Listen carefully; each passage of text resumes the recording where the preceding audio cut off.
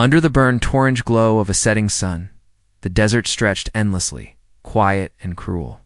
Winds swept through the dying grass, carrying dust and whispers of forgotten promises. In the distance, a wagon creaked to a halt near a half-collapsed trading post, a place that once meant survival. Now, only a mark of desperation. Inside that wagon sat a young woman of 19, her face pale from hunger, her lips cracked from thirst. Her father hadn't said a word since dawn. He only stared ahead with that hollow look of a man who had already sold more than he could bear to lose. She knew something was wrong the moment the wagon stopped. Men spoke outside in low voices, voices that weren't familiar, deeper, sharper, filled with tension. She peeked through the torn fabric and saw them, tall figures wrapped in desert colors, their dark hair tied with feathers and beads that shimmered under the dying light. Apaches. Her heart pounded, the kind of fear that steals breath away. She heard her father's trembling voice, heard the word food, and something in her chest broke. The trade was quick. No farewell, no promise to return, just silence. The wagon rolled away without her, and she was left standing in the desert with the men whose language she didn't understand. The ground beneath her felt like fire, but colder than any place she'd ever been. She didn't cry. Maybe because she'd already lost too much to know what tears were worth. They led her through the desert, past ridges painted in gold and red, through land that seemed alive, watching, waiting. Her worn dress clung to her, torn from thorns and wind. Every mile pulled her further from the world she'd known. The small cabin she once called home, the voice of her mother who used to hum by the fire, now only the sound of hooves, the murmur of a strange tongue, and the steady beat of fear in her chest.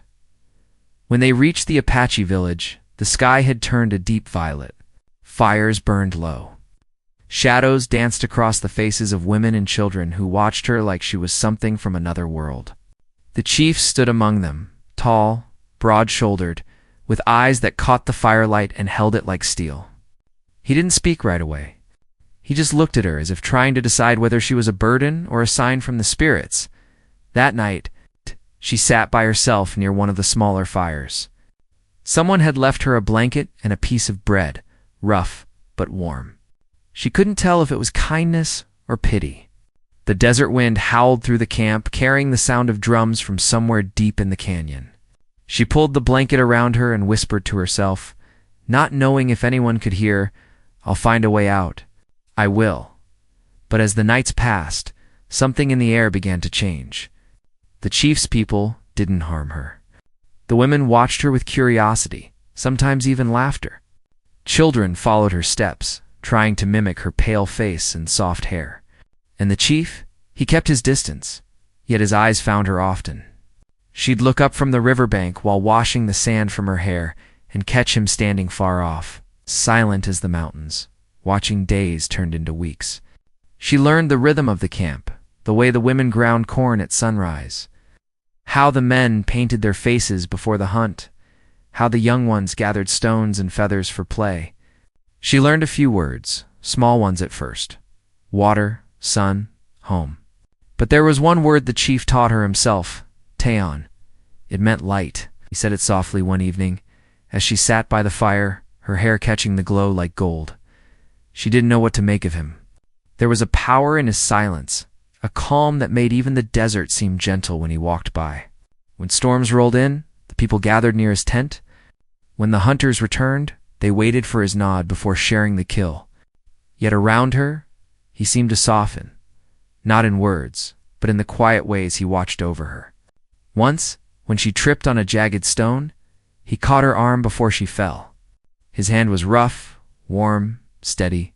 She wanted to pull away, but something in his eyes, something human, not wild, made her heart forget to resist. Still, at night, the memory of being sold returned like a ghost. She remembered her father's silence, the emptiness of that wagon leaving her behind. The chief's kindness confused her more than cruelty ever could. Was it pity, curiosity, or something she didn't dare name?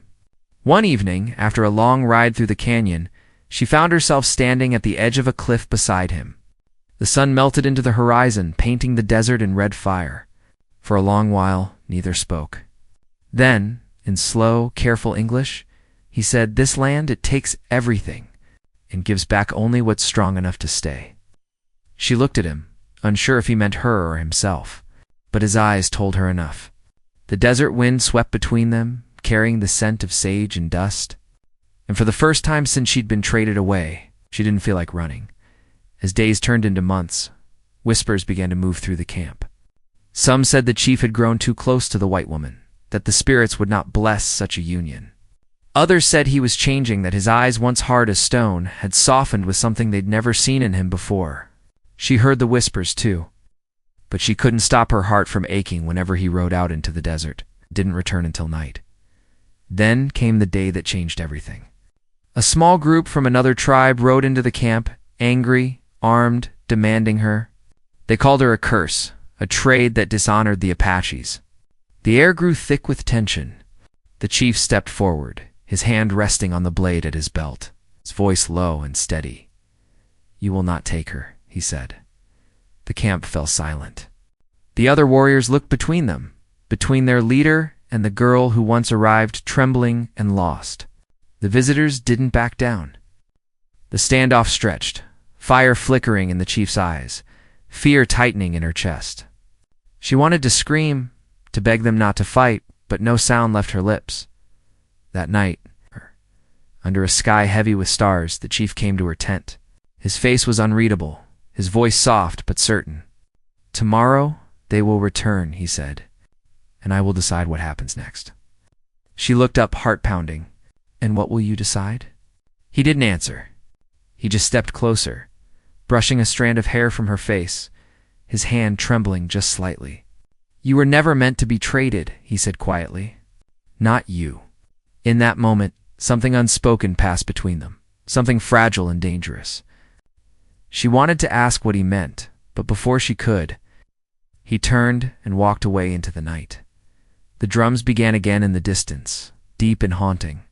She sat there, staring at the fire, feeling both terrified and alive in a way she couldn't explain.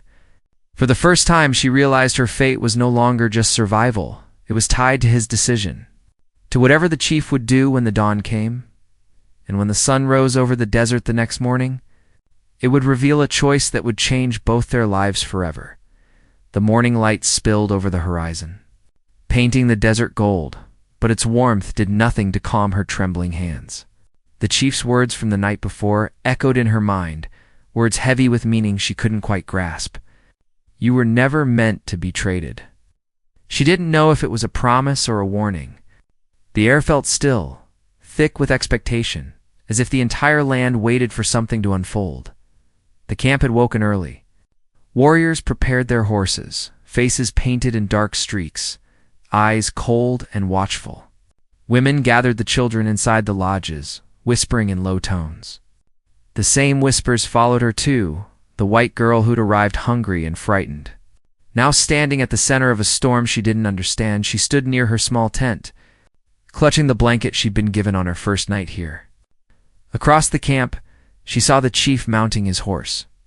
His gaze found hers for only a second, but it was enough to tell her he was ready to do something that could change everything. She wanted to call out to ask what he planned to do, but the words froze in her throat. The riders from the other tribe appeared on the ridge soon after, dust clouds trailing behind them like ghosts. By noon, the standoff began. Both sides faced each other across the open ground, the silence between them sharper than the blades they carried. She could see anger in the visiting warrior's eyes, the kind that wasn't born from reason, but from pride. One of them shouted in their language, pointing at her, and even though she didn't understand the words, she knew what they meant. The chief dismounted slowly, every movement deliberate, commanding. He spoke to them in a voice that rolled through the camp like thunder. The words were foreign to her, but his tone carried meaning, defiance, maybe even love. The argument grew heated, the sound of their voices echoing off the canyon walls. The visiting leader pointed at her again, his hand gripping the hilt of his knife. The chief didn't flinch. Instead, he stepped forward and drew a line in the sand with his boot. Whatever he said after that silenced everyone. The opposing warriors looked at one another, then at him, their expressions turning from anger to disbelief. After a tense pause, they turned and rode away, their horses kicking up trails of dust as they disappeared into the horizon. The camp remained frozen in place. No one spoke, no one moved, until the chief finally turned toward her. His eyes were softer now, though still guarded. "You are safe," he said, his English thick but steady. "For now." That last part clung to her mind like a shadow. She wanted to thank him, but gratitude felt too small for what he had just done. Instead, she stood in silence as he walked past her and disappeared into his tent. Over the next days, the camp remained uneasy. Some of the warriors no longer met her eyes. Others whispered when she passed, their stares carrying both fear and blame. She began to realize the weight of what the chief had done, that by defending her, he had risked not only his life, but the loyalty of his people. She spent her days helping the women, learning their ways. They taught her how to grind corn, how to weave reeds into baskets, how to listen to the wind before the rain. She listened more than she spoke, learning to read faces when words failed. The older woman, who often watched her, gray braids down to her chest, would sometimes smile faintly and say a single word, "Heart." One afternoon, while fetching water from the stream, she saw the chief again. He was alone, washing the dust from his hands, his reflection rippling in the shallow current. She hesitated, unsure if she should approach. Then he looked up, catching her gaze. "You are not used to this life," he said quietly. "No," she admitted. "But I'm trying," he nodded, studying the river. "Trying is good," he said after a moment. "The land accepts those who try." She wanted to ask why he had defended her, why he risked everything when she was nothing to him. But something in his eyes told her that question would go unanswered, not yet. That night, the moon hung low and bright over the desert. Music drifted from the center of the camp, soft drums, a chant rising and falling like the wind. The chief sat by the fire, surrounded by elders. She could tell they were arguing. Their voices grew louder, and though she couldn't understand the words, she recognized anger when she heard it. Later, as the fire burned low, he came to her tent again. His face was tired, his jaw tense. "They do not want you here," he said simply. Her chest tightened. "Then why did you stop them?" He looked at her for a long moment before answering. "Because the spirits brought you here," he said, "and because you do not deserve to be treated as a trade." She felt her throat tighten. "You don't even know me." "No, what fear looks like," he said softly. "And I know what courage is. You have both." The words caught her off guard. No one had ever spoken to her like that before, not with such calm certainty. For a moment, they stood in silence, the crackle of the fire the only sound between them. Then he turned to leave, but before stepping away, he added, "Stay close to the camp tomorrow. Something is coming." Sleep didn't come easily that night. The wind howled through the desert, and she could hear the faint rhythm of the drums even long after they stopped playing. She dreamed of her old home, her mother's hands, her father's tired eyes, the sound of the wagon wheels. But in the dream, the chief was there too, standing at the edge of the desert. Reaching out to her, when dawn broke, the air felt heavy, as if the world was holding its breath. Riders appeared again on the horizon, not the same tribe as before, but strangers, armed and restless. The Apaches prepared to defend their ground. She watched as the chief stepped forward, calm and fearless. He spoke with the riders for what felt like hours, the sun beating down on all of them. By mid-afternoon, the strangers left, leaving behind tension thicker than before. That night, the chief didn't return to the campfire. No one knew where he'd gone or if he would come back. Days passed in silence. The air grew colder, the nights longer. She found herself missing his presence, the sound of his voice, the steadiness in his eyes. She didn't understand why, but her heart ached with a strange pull toward him, one that frightened her almost as much as it comforted her. Then, one night, she heard footsteps outside her tent. She froze, but the voice that whispered her name was familiar. It was him. He stepped inside, his face half hidden in shadow. "You must leave the camp," he said. "There are men who will come for you. They think you are worth gold now." Her eyes widened. Why would anyone think that? Because of what I said, he answered, his voice heavy. I told them you were under my protection. They think it means something more. Her heart raced. And does it? He didn't answer right away. Instead, he looked at her as if trying to decide whether to speak the truth or protect her from it. When he finally spoke, his voice was barely a whisper. It means everything. Before she could reply, he turned toward the entrance. At dawn, I will take you far from here, he said, to a place where they cannot find you. She stepped forward, reaching out before she could stop herself. And what about you? He looked back, his expression unreadable. If I go, my people lose their chief. If I stay, I lose you. The silence that followed was heavier than any words could be. Outside, the wind stirred the sand, carrying the faint scent of smoke. Somewhere in the distance, a wolf howled, and she realized the night would not rest until one of them made a choice. She lay awake until the first light of dawn, her heart torn between fear and something deeper, something that had grown quietly. Between them like roots beneath dry earth. She didn't know where the path would lead, but she knew one thing for certain. The man she had once feared was now the only one who made her feel safe. And as the first rays of morning light touched the desert floor, she saw him waiting by the horses. His eyes fixed on her as if he already knew what her answer would be. The desert was still when they rode out, the horizon painted in faint gold. She sat behind him on the horse, clutching the rough leather as the wind pulled at her hair. The camp grew smaller in the distance, and though she should have felt relief, something inside her twisted with guilt. She hadn't said goodbye to anyone, not even to the women who had shown her kindness. The only sound now was the steady rhythm of hooves on sand and the faint whistle of the wind cutting through the canyon walls. The chief didn't speak for a long time. His posture was rigid, his gaze fixed ahead. She could sense the weight on his shoulders, the kind of burden that came from leading men and protecting what could not always be saved.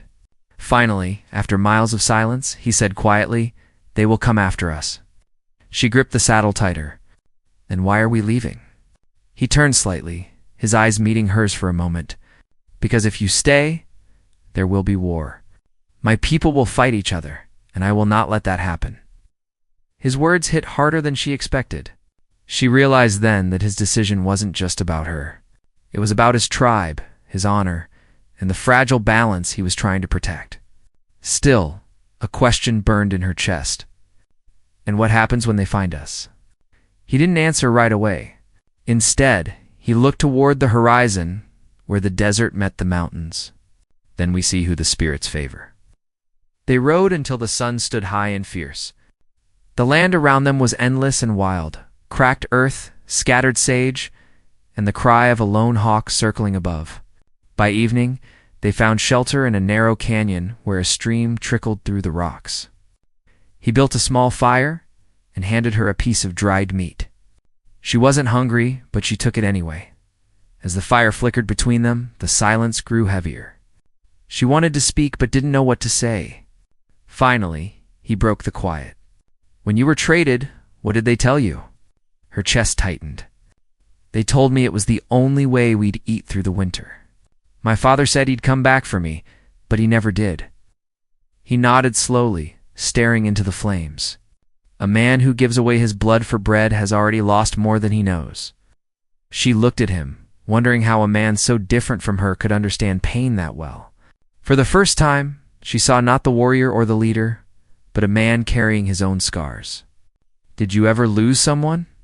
she asked. He hesitated. "A woman. Long ago. She was taken when the soldiers burned our old village. I searched until the river froze, but she was gone." His eyes glowed with the firelight, filled with quiet grief. "Since then, I have not looked for love again." Her heart ached at his words, not out of pity, but because she knew what it meant to live with memories that didn't fade. The fire crackled between them, the night deep and still, the air thick with unspoken things neither dared to name. They stayed hidden in the canyon for 2 days. He hunted during the day while she gathered water and tried to make sense of her thoughts. There were moments when they spoke softly, almost as if afraid to break the fragile peace. Yet beneath that peace, tension brewed, not from fear of the men hunting them, but from the closeness growing between them. She found herself watching the way the light touched his skin, the way his expression softened when he looked at her. It frightened her how safe she felt in his presence. On the third morning, the distant echo of hoofbeats shattered that fragile calm. He rose instantly, his hand gripping his weapon. "They've found us." Her pulse quickened. "What do we do?" He looked at her, his voice steady. "We ride north. There's a place they won't follow, sacred land. But we must move now." They mounted quickly and rode hard, the wind stinging their faces. Behind them, the dust trails grew larger. The riders were gaining ground. She could hear the faint shouts carried by the wind. Her heart pounded as the horse galloped through the rough terrain, dodging rocks and cacti. The chief never looked back. His focus was sharp, every movement precise, every turn chosen with purpose. By dusk, they reached a valley surrounded by tall red cliffs. The air was cooler here, and the ground was covered in wild sage and white flowers that swayed gently in the evening breeze. "They won't cross this land," he said quietly. "They fear what lies beyond." She looked around, confused. "Why, it is a place of spirits," he said. "Old ones.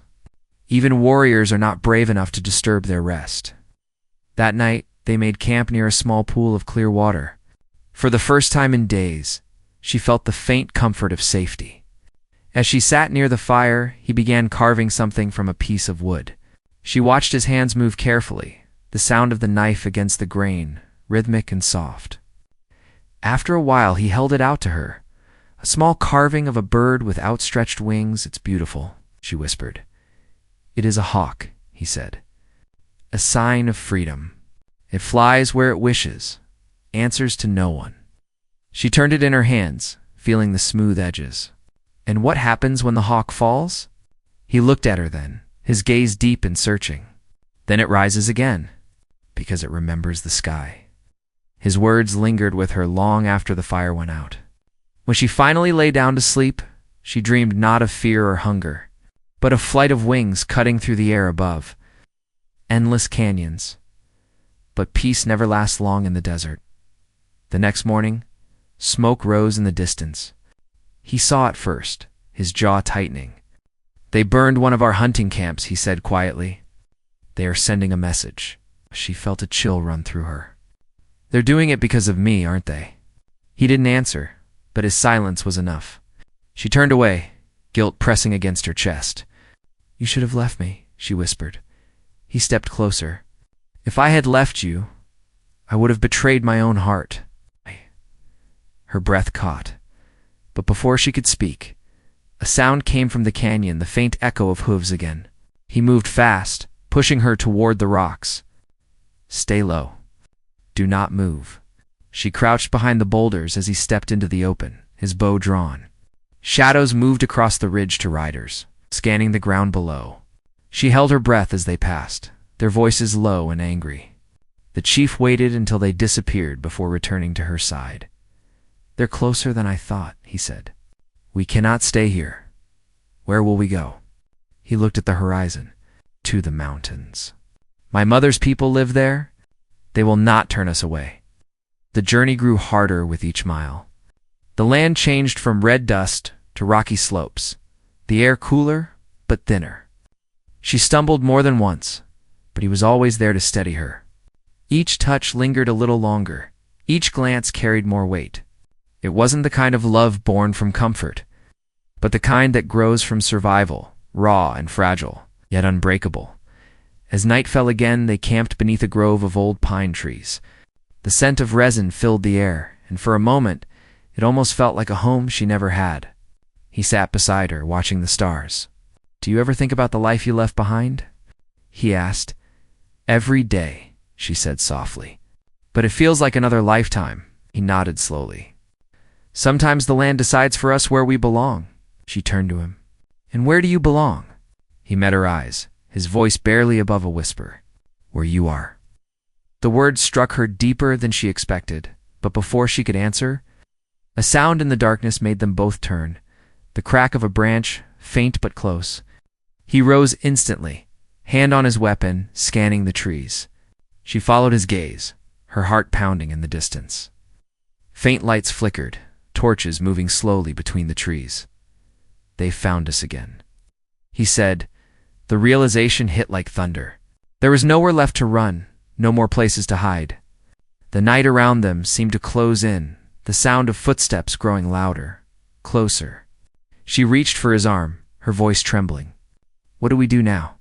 He looked at her, his expression calm but fierce. "Now," he said, "we fight for what the spirits have already claimed." The fire between them burned low, the shadows long and trembling, as the echo of the approaching riders filled the valley. And though fear gripped her heart, there was something stronger beneath it, the certainty that whatever came next, they would face it together. The night was silent except for the faint rustle of pine needles and the low crackle of the dying fire. The air was sharp with tension, the kind that made even the wind seem cautious. She could feel it pressing against her chest, heavy and cold. The chief stood a few feet away, bow drawn, his body still as stone. The glow of the fire brushed across his face, highlighting the determination in his eyes. He wasn't afraid. He was ready. The torches moved closer through the darkness, weaving between the trees like restless spirits. Shadows danced along the trunks, and the sound of hooves on soft earth grew clearer. She could hear voices too, low, angry, filled with the kind of hatred that refused to die quietly. She crouched behind the rocks, every heartbeat loud in her ears. The chief turned slightly, his voice low and calm. "When I say run, you run north. Do not look back." Her throat tightened. "And you?" He glanced at her with that quiet strength she had come to know. "I'll make sure they can't follow." She shook her head, whispering fiercely, "I'm not leaving you." His eyes softened, though his jaw remained set. "You must. If they take you, all of this, everything is lost." Before she could reply, the first arrow hissed through the darkness and struck the ground near the fire. The flames flickered, sending sparks into the air. The chief moved swiftly, returning fire, his motions smooth and deadly. The woods erupted with chaos, the crack of rifles, the thunder of hooves, the echo of shouting voices. She ducked behind the rocks as a bullet splintered a nearby tree. The sound deafening in the stillness of the mountains, the chief fought like a man who had nothing left to lose. He moved with the precision of someone who had spent his life learning how to survive when the world offered no mercy. His arrows found their marks one after another, each shot sharp and sure. Yet for every enemy that fell, more seemed to appear. The night glowed with firelight and the flash of gunpowder. When the fighting paused for a brief moment, he ran to her side. His breathing was steady, but blood streaked his arm. She reached out instinctively, her hands trembling. "You're hurt."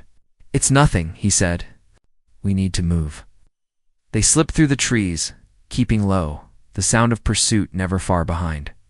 The forest seemed endless, a maze of shadows and whispering leaves. The moon hung low, silver light spilling across the rocks and riverbeds. She stumbled more than once, but his hand was always there, steady and strong, pulling her forward. Every touch felt like a promise he refused to break. They reached a narrow ridge overlooking the valley below. From here, she could see the faint glow of fires in the distance, their pursuers still searching. "They won't stop," she whispered. He nodded grimly. "They believe I betrayed them for you.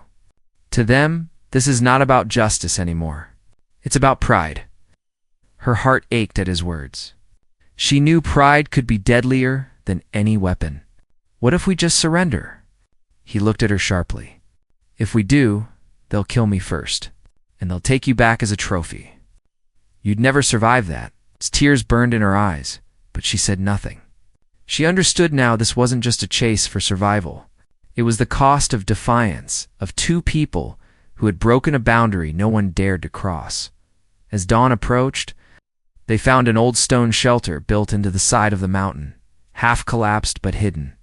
They took refuge inside, lighting no fire. The air was cold, but neither spoke of it. She could see the exhaustion in his face, the strain in his body. Yet even now, he stayed alert, listening for danger. After a long silence, she whispered, "You don't have to protect me anymore. I was sold once already. I can survive again." He turned to her, eyes filled with both sorrow and anger. "You don't understand. You are not something to survive with. You are someone I cannot lose." The words sank deep into her, soft but fierce. She didn't know what to say, so she reached for his wounded arm, cleaning it as gently as she could with a torn piece of cloth. The moment felt fragile, suspended between danger and something that felt almost like peace. Outside, thunder rolled across the mountains. A storm was coming, dark clouds gathering on the horizon. The wind howled through the cracks in the stone, carrying with it the scent of rain and smoke. He rose to his feet, checking his weapons again. "They'll use the storm to cover their approach," he said. She stood too, fear rising inside her. "Then what do we do?" He looked out toward the valley. "We go higher. They'll never follow us into the sacred pass. But once we enter, there's no turning back." She didn't hesitate. "Then take me there." They left as the first drops of rain began to fall, the storm chasing them up the mountain trail. The wind screamed through the canyons, bending the trees, rattling the stones under their feet. Lightning tore through the sky, illuminating the cliffs in harsh flashes. The path grew narrow and steep, the rocks slick with rain. More than once she slipped, but his hand caught hers every time. The higher they climbed, the more the world below disappeared into mist. The thunder grew louder, the air heavy with tension. She could feel it in her bones, the storm outside, and the one waiting between them and their pursuers. When they reached the sacred pass, the world fell eerily silent. The rain stopped suddenly, the air thick and still. Massive stone pillars rose on either side, carved long ago with symbols she didn't recognize. The place felt ancient, alive with something unseen. The chief knelt briefly, murmuring words in his native tongue. Then he rose and looked at her. "This is where the spirits walk. They will judge what happens next." Before she could ask what he meant, a distant cry broke the silence, the sound of riders climbing after them. The echoes bounced through the canyon, growing closer. She looked at him, fear gripping her chest. "There's too many." He reached for his knife, his expression calm but unyielding. "Then we make our stand here." The sky darkened again, and the wind picked up, swirling dust and leaves around them. He moved to the edge of the pass, positioning himself between her and the narrow trail. The first of the riders appeared moments later, their torches flickering in the gloom. One of them called out in a harsh voice, words she couldn't understand but whose meaning was clear. The chief didn't respond. He stood tall, unmoving, his hand resting on his weapon. The tension between them stretched like a drawn BOWSTR. Then the sound of steel cut the air. The first attacker charged up the slope, shouting, his blade raised high. The chief met him with fierce precision, knocking him from his horse. Another came, then two more. The clash of weapons echoed through the pass, sparks flying with every strike. She could only watch, powerless, her heart pounding so hard it hurt. He fought with everything he had, strength, skill, and something more powerful than both, conviction. But even he couldn't fight forever. There were too many. She grabbed a fallen weapon from the ground, gripping it tightly despite her shaking hands. When one of the riders broke through the fight and came toward her, she swung with all her strength. The sound of impact rang through the canyon, and the man fell. The chief turned, eyes wide for a moment, as if seeing her in a new light, not as someone needing protection, but as someone willing to stand beside him. The storm returned then, sudden and violent. Rain poured down in sheets, thunder rolling across the mountains. The battlefield turned to mud, torches hissed and died, and shadows blurred together. She couldn't see clearly anymore, it's only flashes of motion and the glint of steel under lightning. In the chaos, a sharp cry tore through the storm. She turned and saw him stumble, a wound across his shoulder. Panic surged through her. She ran to him, kneeling beside him as the rain washed over them. He gritted his teeth, trying to rise, but she pressed her hand against his wound. "Don't move," he met her eyes, breath ragged. "If I fall, you keep running." "No," she whispered fiercely. "I'm not leaving you again." Their pursuers were still coming, their voices echoing through the storm. The air was thick with fear and thunder, the ground trembling beneath the weight of fate closing in. He looked at her one last time, his gaze filled with both pain and something deeper, something that burned brighter than the lightning above them. The storm raged on, and the mountain seemed to hold its breath as the moment of reckoning drew near. The battle wasn't over, but something greater than war was unfolding between them, a love and a choice that neither could escape. And when the next flash of lightning tore across the sky, it revealed them standing together, surrounded yet unbroken, waiting for whatever destiny would demand of them when dawn finally came. The storm had nearly torn the mountain apart by the time the last rider fell.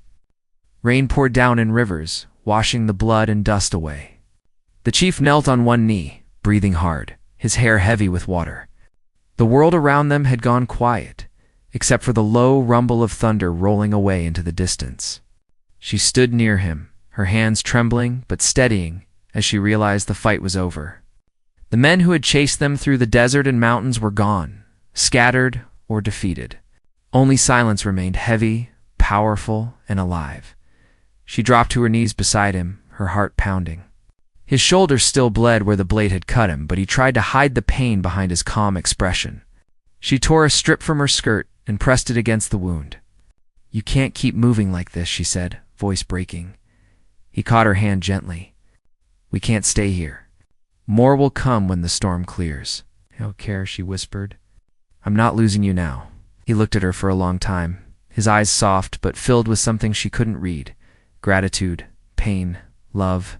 Then he nodded slowly, his strength fading, but his will unbroken. "There's a cave higher up the pass," he said. "We can rest there." She helped him to his feet, his arm draped over her shoulder. They moved slowly through the rain, every step a battle against the wind and mud. Lightning lit the cliffs above them, and the roar of thunder followed close behind. When they finally reached the cave, the storm seemed to close behind them like a curtain. Inside, it was cold but dry, the air thick with the scent of stone and rain. She guided him to a flat rock near the wall and knelt to start a small fire. Her hands shook as she struck the flint, the sparks catching after several tries. The fire grew slowly, a soft orange glow filling the cave. The chief sat silently, watching her, his breathing shallow but steady. When the warmth began to return, he spoke quietly. "You should not have stayed. If I had fallen, they would have taken you." She looked up, tears glimmering in the firelight. "If you had fallen, I wouldn't have cared what they did to me. I couldn't leave you." His gaze held hers for a long moment, and in that silence the world outside seemed to fade away. The firelight flickered across their faces, the storm's echo now just a whisper beyond the stone walls. She reached out slowly, brushing her fingers across his cheek. His skin was cold from the rain, but he closed his eyes at her touch, the tension in his shoulders easing. "I thought I would never feel peace again," he said softly. "But somehow, you brought it back." She smiled faintly, though her eyes were wet. "You did the same for me."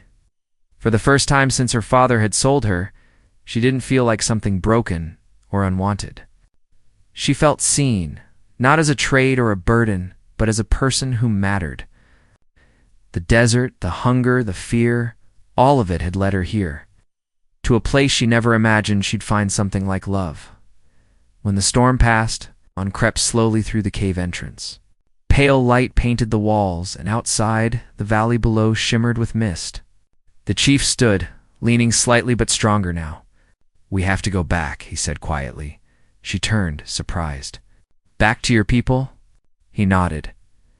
"They think I turned my back on them. If I do not return, they will destroy each other trying to take my place. I cannot let that happen." Her heart sank. "And what about me?"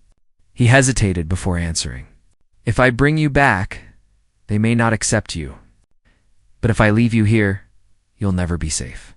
The choice is yours." She looked out at the morning light spilling over the mountains. She had spent months being moved by the choices of others, her father's trade, the Apaches' judgment, the pursuit that never seemed to end. But now, for the first time, the choice was hers. She turned back to him. "Then I go with you." The journey down the mountain was slow. The storm had left the land soaked and treacherous, but the air was clearer than before. The world seemed reborn, the scent of wet earth. The glimmer of sunlight through clouds, the distant call of hawks riding the wind. It felt like the desert itself was watching them, waiting to see what would come next. When they reached the edge of the Apache Valley, the village was quiet. The people gathered as they approached, whispers rising like the rustle of dry leaves. The chief dismounted and stood tall despite his injuries. The elders stepped forward, their faces hard but curious. One of them spoke sharply in their language. His eyes fixed on her. The chief answered in the same tone, his voice deep and steady. The argument went back and forth, his words growing stronger, more certain. Though she couldn't understand, she could feel the power in his voice, not of anger, but of conviction. The crowd grew silent as he finished speaking. The elder turned away without a word, his expression unreadable. For a long moment, no one moved. Then the old woman, who had once given her food, stepped forward. She laid her hand gently on the girl's shoulder and said a single word, "Teon light." The tension broke. Murmurs rippled through the crowd. Some smiled faintly. Others looked away, but no one raised a hand against her.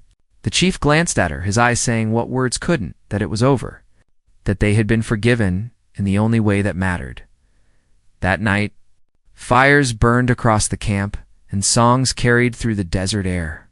The sound was soft, not wild like before, but warm and full of life. She sat near the chief, her head resting against his shoulder as he watched his people. "They have accepted you," he said quietly. "You are one of us now." She smiled, her eyes reflecting the firelight. "And you?" He turned to her, his expression gentle. "I was theirs before, but now I am yours too." Months passed. The land bloomed again after the rain, the river running stronger, the air rich with green and gold. Life in the camp returned to rhythm, days of work, nights of peace. She learned the songs of the women, the stories of the stars, the meaning behind each carving on the stones. The people no longer saw her as an outsider. They called her by her new name, the one that meant light that stays after the storm. The chief's wound healed, though a faint scar remained, a reminder of the battle that nearly took everything. Some nights, when the fire burned low, he would sit beside her and tell her the old stories, tales of the mountains, of warriors who turned into hawks, of women who carried the dawn in their hearts. One evening, as the sun set over the desert, painting the sky in orange and gold, he took her hand. "You once asked me what happens when the hawk falls," he said softly. "Do you remember?" She smiled. "You said it rises again because it remembers the sky." He nodded. "And now you know why.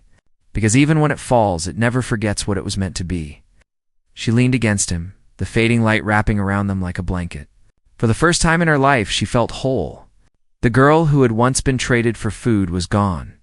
In her place stood a woman who had found her freedom, not in running away, but in choosing where she belonged. The wind swept through the desert one last time that night, carrying the sound of laughter and drums. Above them, the stars stretched endless across the sky, bright and alive. And as the fire flickered softly between them, she realized that sometimes the hardest journeys end not with escape or revenge, but with the quiet peace of being found and loved where no one ever imagined it possible.